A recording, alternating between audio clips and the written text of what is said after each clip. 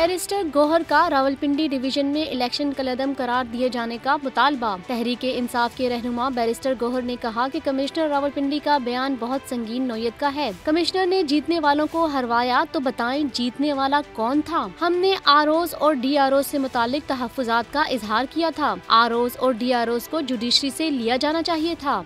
Barrister Gauhar ने मजीद कहा कि नए इलेक्शन की तरफ जाएंगे तो पूरा पेंडोरा बॉक्स खोलना पड़ेगा। फॉर्म 45 के मुताबिक हम नशिस्तें जीत रहे हैं। पीटीआई समेत तमाम सियासी जमातों के पास फॉर्म 45 मौजूद है। नताइज का ऐलान फॉर्म 45 के मुताबिक होना चाहिए। उन्होंने मुतालबा किया कि रावलपिंडी डिवीजन में इलेक्शन कलअदम करार दिया जाना चाहिए।